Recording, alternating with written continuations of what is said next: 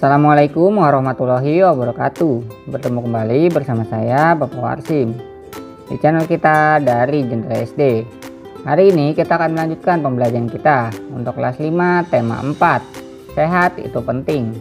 Subtema 1, peredaran darahku sehat, pada pembelajaran yang keempat.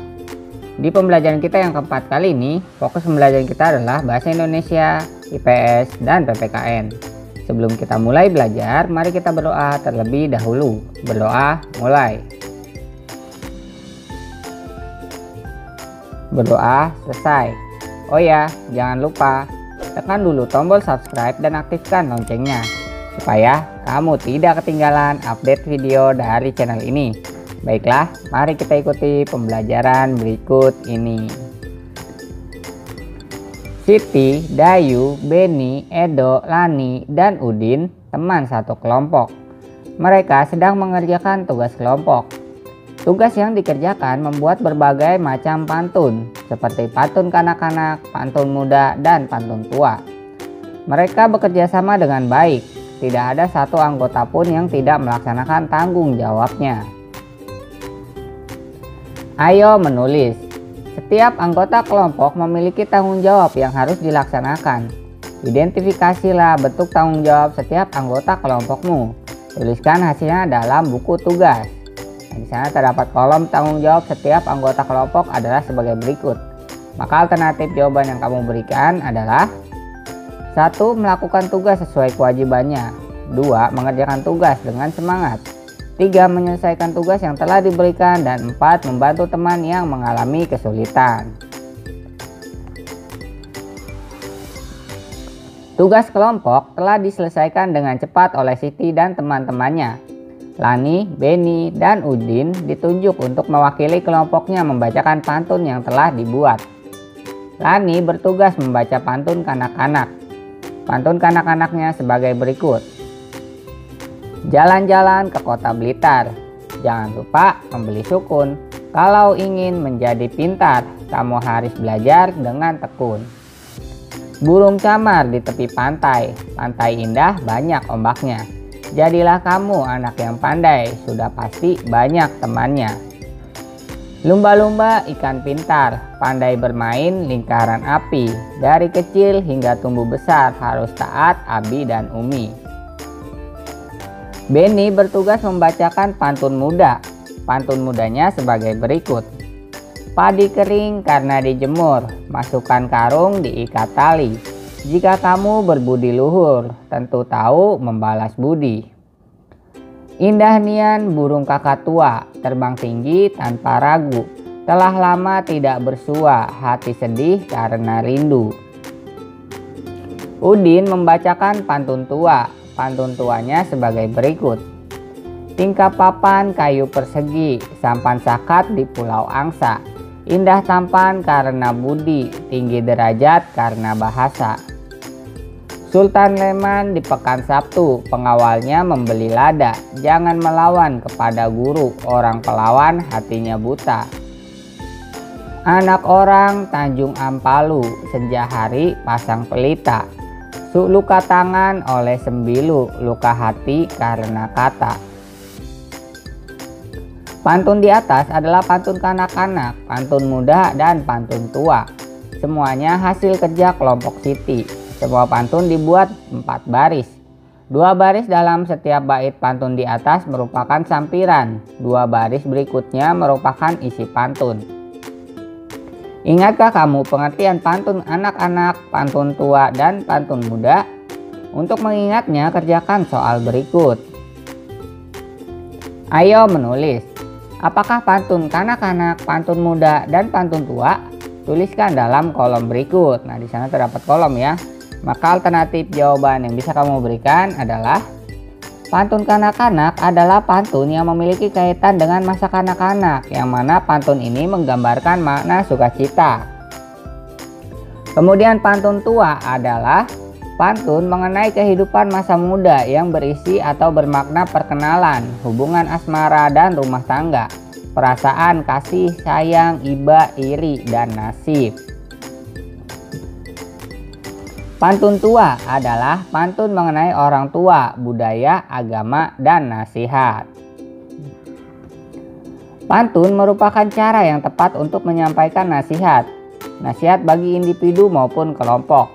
Pada pertemuan sebelumnya telah disajikan pantun yang mengandung makna pentingnya kerjasama dan mufakat dalam masyarakat. Kerjasama dan mufakat merupakan warisan budaya masyarakat Indonesia. Warisan budaya inilah yang harus dipertahankan dan ditingkatkan. Budaya dan sosial bangsa Indonesia perlu dipertahankan dan ditingkatkan, karena hal ini menjadi tanggung jawab warga masyarakat Indonesia.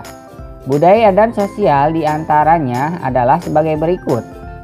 1. Membiasakan musyawarah mufakat dalam mengambil keputusan bersama. 2. Membiasakan tolong-menolong antar warga masyarakat. 3. Ikut serta dalam kegiatan kerja bakti atau gotong royong dalam masyarakat. 4. Menjaga interaksi yang baik antar warga masyarakat. 5. Membiasakan interaksi yang mengarah ke persatuan. Dan yang keenam, menghindari interaksi yang mengarah ke perpecahan. Ayo menulis. Misalnya, lingkungan tempat tinggalmu sedang tidak aman. Mengapa? Karena terjadi pencurian di beberapa rumah warga.